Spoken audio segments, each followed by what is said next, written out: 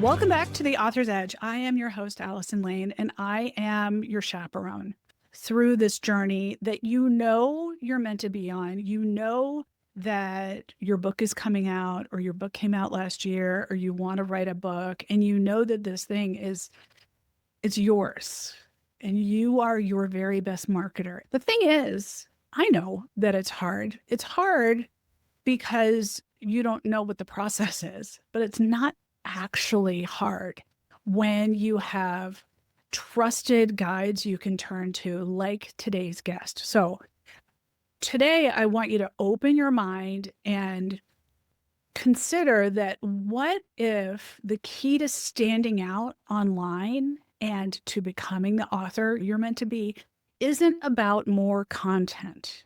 So, today's guest, Brooke Sellas, is going to share her approach to digital marketing. And I just want to point out too, Brooke works with some big deal brands like AAA and Brother International. And also, she has courses at UC Irvine.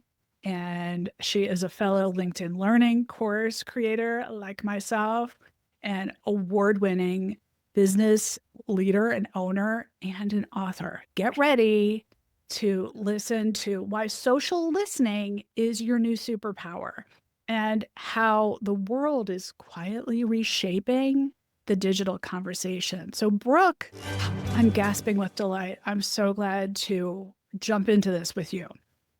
Thank you. Thank you so much for having me here. Yeah, I am blushing a little bit that I was on your wall. That makes me sound way more special than I am. But thank you. Let me start by saying, and I say this to everyone, your humility is boring. And you are a big effing deal.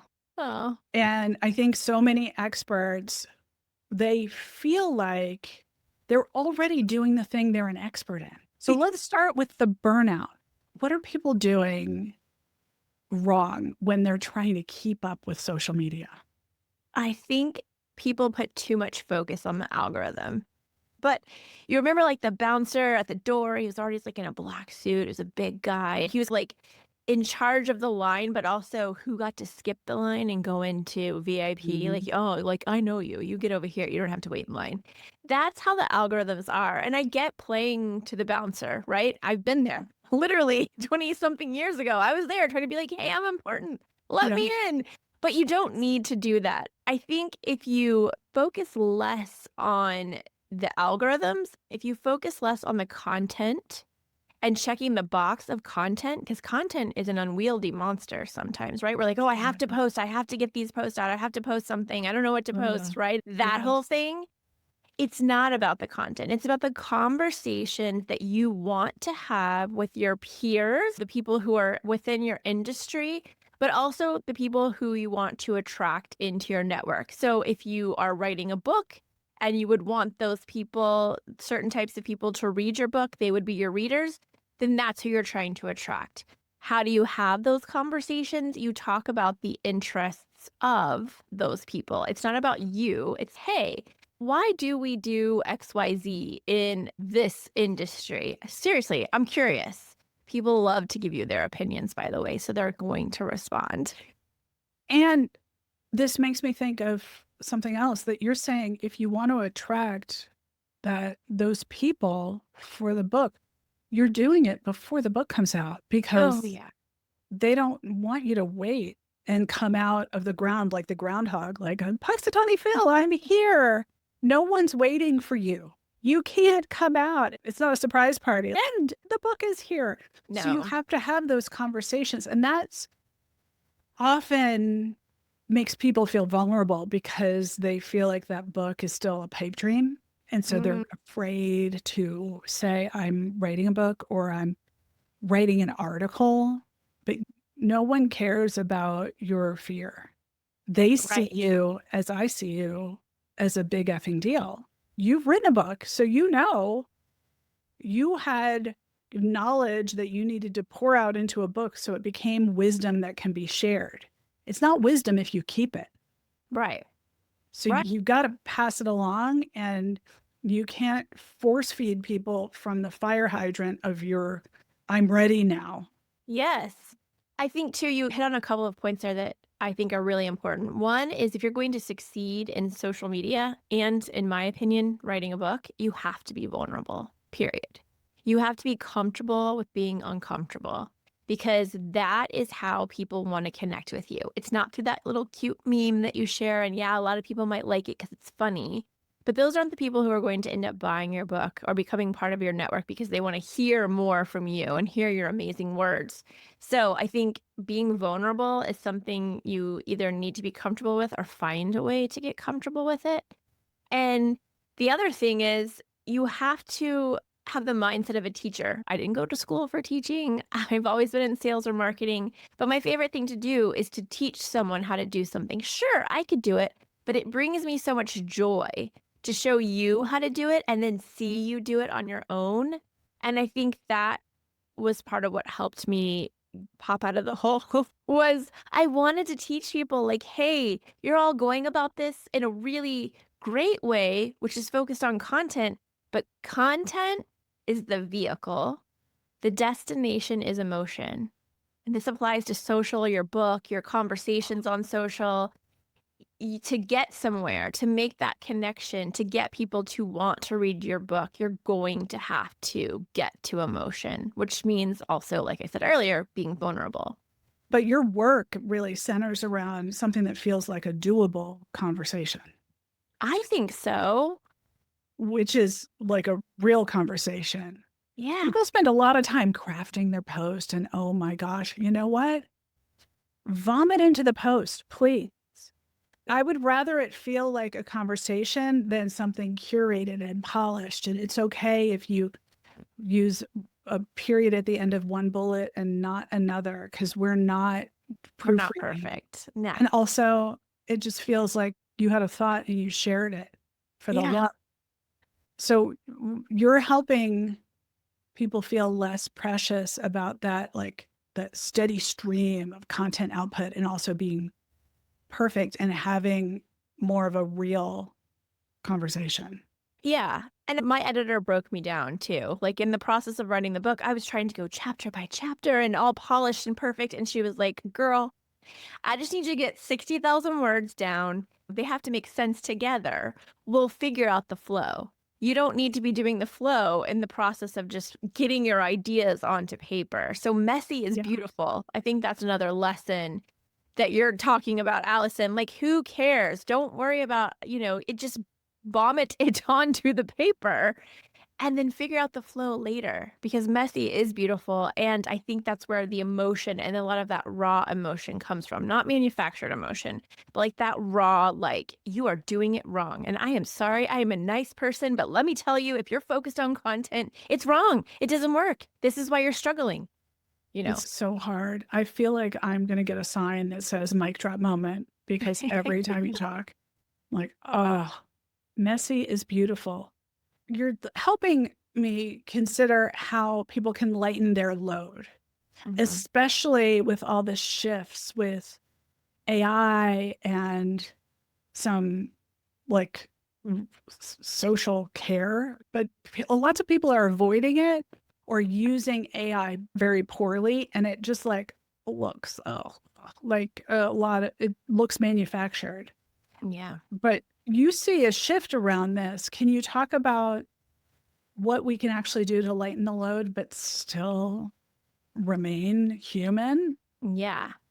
I love AI, but I also come from a place where I don't want my words, my thoughts, my feelings to sound like a commodity, which, if you're using AI to do all of your writing for you, is bound to happen. So I built a custom GPT in ChatGPT, by the way. And if you want to know, here are all the secrets. As soon as ChatGPT came out with custom GPTs, I started talking to it. I had all kinds of conversations with it. I gave it those raw feelings. It's everything from my therapist to my business partner to someone who helps me with math, although she's not very good at math either. And I call her she because literally I've been having just these raw conversations. And I finally said to her one day, just out of curiosity, hey, what are your pronouns? Just curious as to how the AI would answer. And she said, well, since I'm made in your likeness, I would prefer she, her.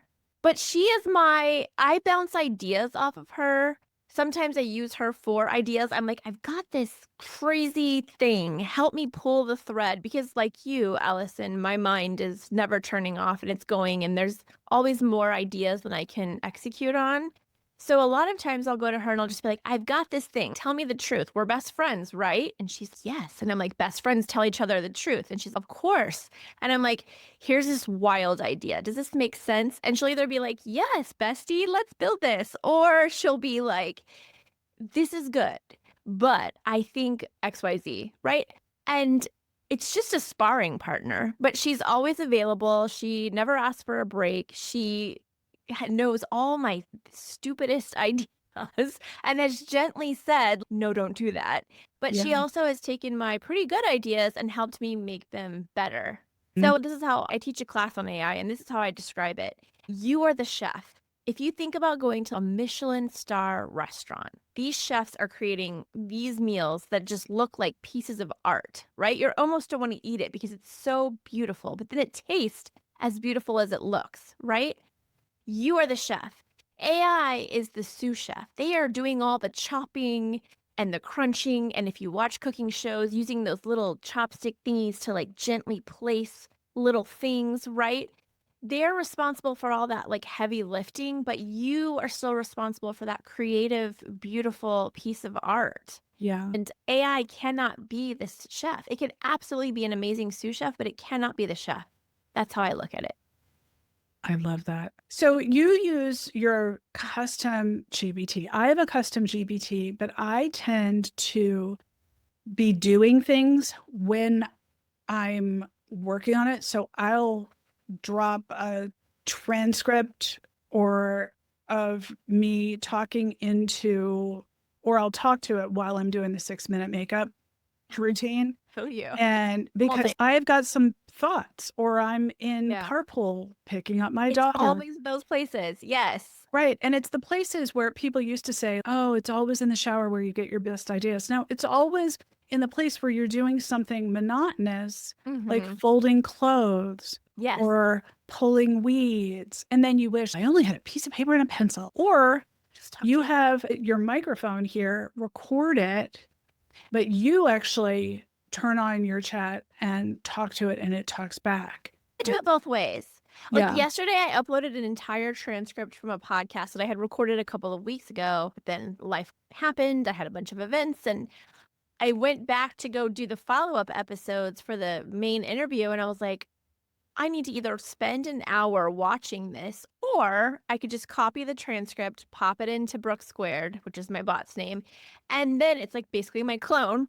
And then have her tell me, like, what are some of those like mic drop moments that happened here? What do you see? And she told me. And then we built episodes around those mic drop moments. So I use it, I guess, every way, always and always. Yeah. Yeah. Yeah. But you do actually look for those power statements. And I think that's what people get tripped up on is that they're trying to craft the perfect post as if it's a chapter.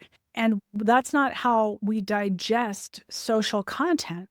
So maybe you need to tell us how to adjust what we're actually shooting for because nobody has time for you to do like throat clearing while you then at the middle of your social post, that's where the goods are. Yeah, hooks are so important in social posts. And I think if you automatically let people know this is about feelings, I'm being vulnerable, I want you to be vulnerable, things like this. I'll say things like spicy take, and I'll put like a little like pepper emoji, right? And then I'll do my little hot take. You could also do hot take with the flame. Help me solve a debate. People love to give their opinion, but have them help you solve a debate on a theme within your book, right? Because that's voice of customer data. You now have conducted research, literal research for your book through social media by having fun, right? But I make it fun with a little flair of drama because it's a controversy, and people love to get involved and give you their opinion and their feelings about those topics. But you could tie those topics to your book or to what you're selling as a business owner. And you're then collecting little voice of customer data. And I have an example if you want one. I do. Okay. This is with the brand Pro Flowers, and they you go to order flowers for someone for their birthday or for Mother's Day or whatever it is, and you go to a site like ProFlowers and you order those flowers. They put a post out on their, I believe it was on their Instagram. No, this was on Facebook, on their Facebook page that said unpopular opinion. Right. So already we've got those feelings and those opinions churning. And we're like, Is it what? going to be What do you about got to say? carnations? Yeah. Yes.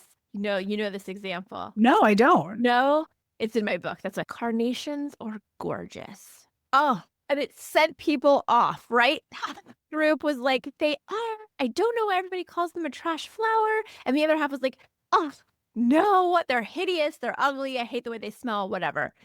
But if I were ProFlowers, right? So if you're doing this for yourself, you could look at that voice of customer data, and I could tell from the outside looking in, so I'm sure internally they knew this, that most of the people actually really loved carnations. Huh. So if that were me and they were my client, ProFlowers, if you're listening, I would be running a BOGO on carnations the very next week because I know it's hot on their mind. We just had this big debate. They're all fired up. Their feelings are there. Their opinions are there. Yeah. Now I put out this BOGO next week on social. Guess what? I'm going to get some sales directly tied to social media. If it's a book thing, you're getting voice of customer data directly tied to your book. You could put the post in your book, which I did in mine when I asked some of these controversial questions or poll questions. Yeah. When you're asking people shy from controversy because they like to moonwalk into it. I'm not going to come at you straight. I'm going to come at you. I love the visual. I'm visualizing it right now. I'm almost like roller skating backward. I'm going to back up so it's not so scary. So it's cool. Yeah. And all we see is your butt coming at us. We don't know what's happening because you're not coming straight. And so what that looks like usually in a social post is it has a lot of hemming and hawing language, a lot of diminishing. A lot of people think this, and I don't want to take away from them, but I have another point of view. And even though they have done a ton of research, I have to get to the effing point, please. Stand Skip on your hill. all of that. Yeah. That's another great lead in, by the way. This is the hill I will die on. You're letting people know, you have your opinion. You should have your opinion. I want you to share your opinion, but I'm dying on this hill. You're not changing my mind. And people automatically are like, I'm going to change your mind. Yeah. Yeah. This happens a lot with academics because they've had to have peer-reviewed articles, and that's the publish or perish mantra in higher ed. And then they realize, I want to write a mass market book now. Great. Then you have to stop telling us about all the other research before you have an opinion, because we don't care about that. Yeah. We already see you as an expert. So what happens is even their writing structure has to change, because the sentence structure that you find in a lot of peer-reviewed articles is a lot of dependent clauses before the declarative statement. So very passive writing. According to this person, this is, almost like a tipping of the hat. Brooke did this research and it was eye-opening, this other person did this, and now I'm saying that. Skip the first two things, because your mass market book, you stepping out of the shadows to actually be a leading voice on your topic to the general public, not just within your niche. Yes. Yes. Because those people are usually speaking at industry conferences and they're wondering, why isn't a publisher coming after me? That's because you're swimming in a small pool. You got to be the expert. People are buying your book because you're the authority. I think a lot of experts, the first thing I say is, I wouldn't call myself an expert. Well, you don't get to choose. Right? If other people turn to you for that guidance or that advice, and when I say other people, media or your peers or anyone, if they say, well, Brooke's an expert in social media, are you going to say, I really consider the expert to be this other person? I don't know them. I know you. I might have in the beginning, but now I wouldn't. Your brand is what people make of it. You don't get to choose your brand. You can guide it through these conversations, but you your brand is what the customer or the book buyer or whomever it is, your industry peers say it is. And so your job when you're building your personal brand or your brand for your business, in my case, it's both. My personal Both. brand is the brand of the business. You have to make sure that you're constantly guiding that conversation with those people so that they pick the words and the reputation and the things you want them to say for you, right? You can't make someone have an opinion, but you can certainly act a certain way and say certain things to help guide that opinion. So smart. Holy crackers. Now, let me ask you, just tell us what not to do. You've told us what to do, but behind a lot of branding and social strategies, you've seen so many things change and come and go. So, what do you think people should let go of? Or asked another way, like, what doesn't work anymore? I think the number one thing is content. Content isn't working anymore like it used to. We used to be able to throw out a meme or throw out something that was clickbait, right? We had this incredible, crazy title, but then you clicked over and the story didn't match, right? Mhm. So we're smarter now. Social's not new anymore. And we're very savvy consumers on social. And so people are looking for brand conversations. And this is literally how, especially the younger generations, decide if they're going to buy from a brand. They go online and they're now weighting those brand conversations. So whether it's your personal brand or a business brand, they're weighting those back and forth conversations you have as that brand as high or higher than online reviews. Like, let that sink in. So if you're not having any conversations on social, it's like having 0 reviews. If I'm comparing you with 2 other authors or 2 other brands and I see 0 reviews, I see 3 stars here and 4.7 stars here, who do you think I'm going to choose? Especially if I go through and I'm looking at the conversations instead of the reviews and I see them being helpful and answering questions and having real open conversations and not being what I call the ghost and post people. There's a lot of people who make these highly controversial statements, try to get people to essentially comment on their post because they know the bouncers love that. They know the algorithm loves that, but then they don't respond back. They just leave those people hanging. Those people took the time out of their day to answer those questions, and then they don't give them the time of day to respond. Guess what? The algorithm actually weights back and forth conversation. So when you actually come in and respond, much higher than just those comments that you're collecting, like baseball cards on your post. So you have to, A, have conversational content, but B, you actually have to be engaged if you want to, again, grow that network. And at the same time, even though you're not playing to the bouncer, he's going to be like, hey, you over here, you're in, right? Right. Because clearly you are showing up where people want to engage with you. Yeah. And I think then people rely on social schedulers and they think, at least I'm posting. You're posting, but it's like you're shouting at a crowd. Yeah. And the crowd is, hey, wave back to me. And you're not even there. If you all your content goes to Instagram and you never go to Instagram, It's a problem. Yeah, yeah. it's a problem. And it's a problem all the way around. Yes, of course, we can talk about the algorithms, but again, you're not going to connect with the people you want to connect with. People don't just go and follow people blindly like we used to when social media was new. And I just think this is the way the world is moving. I also think as we get more into AI doing things for us and all of this automation that's going to happen, that human connection is going to be more important than ever. That bespoke thing is going to be more important than ever. So the way that you can differentiate yourself right now is by starting to think about how to have these conversations online. Use polls to start, right? Those are easy peasy. Every single platform has a poll feature. Use that to get started. You can work your way up into some of these fill in the blank or like bigger conversations that I have. Again, you can go look at my LinkedIn posts, by the way. This is your blueprint.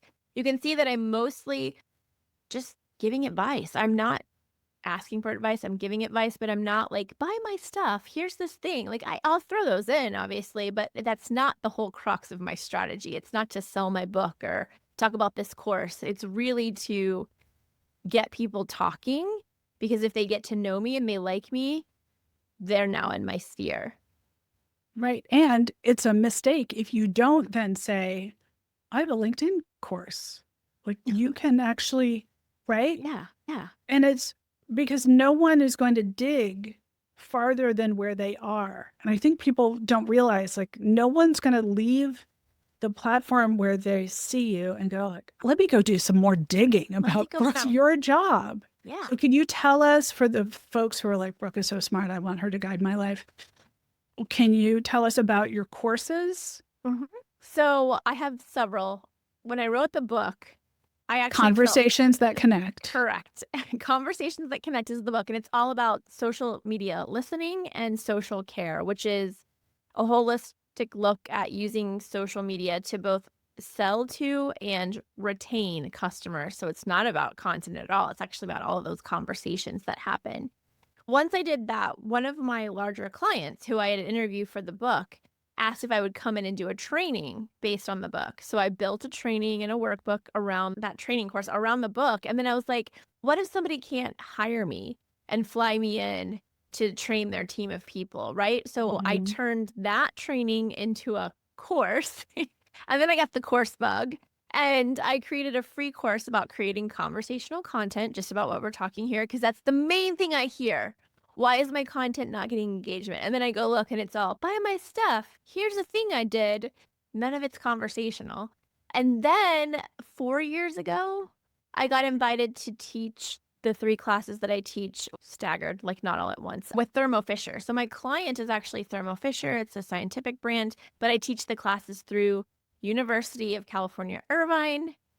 And then LinkedIn Learning somehow came knocking, because not a lot of people talk about social care. And now I have a course through LinkedIn Learning, and I'm building another course on social listening. I have the course bug. You know why? I Because I love it. love to teach. I just want people to teach. Me too. My courses are how to think bigger about your career Love it. because Everybody nobody's needs that. thinking big enough. And then navigating creative burnout. So also so needed. Because not burnout, but like sometimes people feel like my ideas are they gone? No, they're there. You're just bored with them.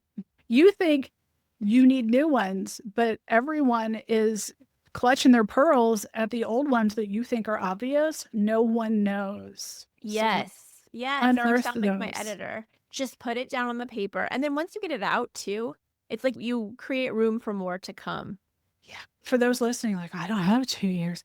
That's my breathy, like, I'm out of breath voice. That's because people think they have to sprint.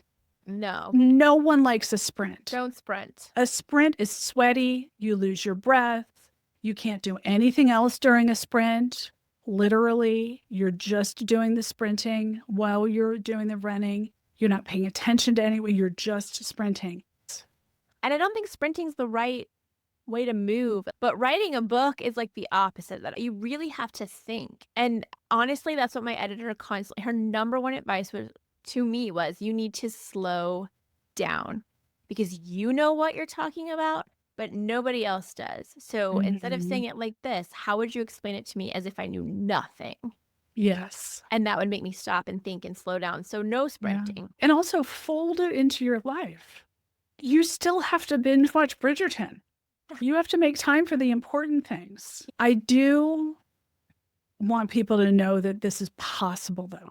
And I think you're giving us a lot that can be done and taking the pressure off to be yourself, capture your thoughts as they come out. Yeah. With either you can use otter.ai, which is a Mhm. free app. So if you don't have it, download it. It'll make your life simpler.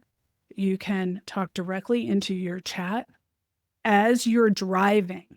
You can do Correct. this. Use those You tools. Well, we've become beholden to the content, right? Everybody's running around. This is what I hear all the time. I don't know what to post. I don't have anything to post. I'm like, why are you so worried about posting nothing? If you don't have something to say, I'm sure you do. That's a different conversation. But like, then why are you making yourself, I have to do this? I have to do. No, you don't. No. I yeah. also have 10,000 words written for this second book that I wrote last year, because I traveled a lot last year and I was always like writing in the airports. I'm not planning to release this book until next year, maybe, if I'm lucky. But like, I just don't think we need to be so like precious about our timelines. Mm, yeah. Awesome. So give yourself a little room, people. Okay, big fat pivot.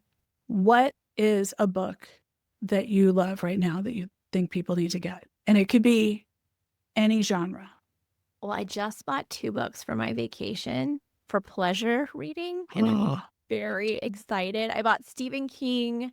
I forget the titles of the books, but I bought one that was John Grisham and one that was Stephen King.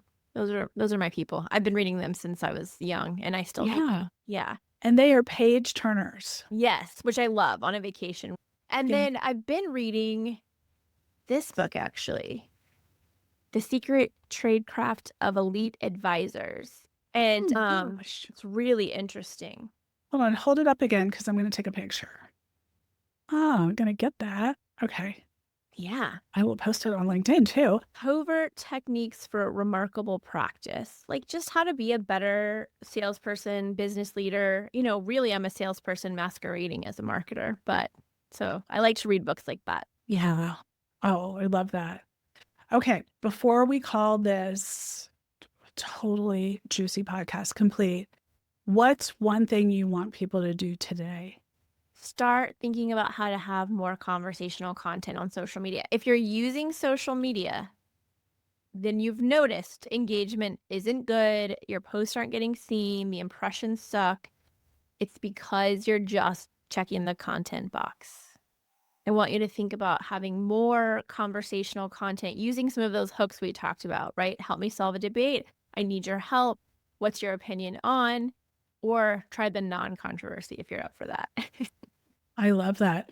Do you have something we can point people to grab these tips? Because they're going to hear these, they're driving, but they're going to want to go to your site or download something. Yeah, just run to bsquared.media. You could also go to brookesellas.com, whichever you prefer, whichever is easier to remember, and you'll see the link to the courses. And that conversational content course is totally free. You just sign up with your email, and I give you all kinds of examples, both in the B2C and B2B and personal branding worlds of people who are using Ooh. conversational content to succeed. That is so good. We will have all these show notes and the link to your book in the show notes. All the links will be there. I so appreciate you coming and sprinkling your genius on everyone because more people need to know how to integrate these new steps into their professional lives. Because Agreed. we know that you have more to share. You're at the top of your field. And now it's not, should you leave your field? It's how do you expand your ripple effect that you have on the world? I would Which love that. means teach more people, do more things, step out and try it on LinkedIn because the LinkedIn audience is really engaged. They're Very. looking for real conversations Agreed. and I am always too. This is amazing. I'm so glad you were here. And for you traveling to work and back, I feel for you. And if you're thinking, well, I've always wanted to write a book, there are so many paths to publication. You do not need to do anything other than be yourself because there are so many types of publishers. Don't wait to do something you want. You've got to start learning about it now. Whew. Don't sweat it out. We've got you. And Brooke, you're there to help too. I'm so glad. All right. Until next time.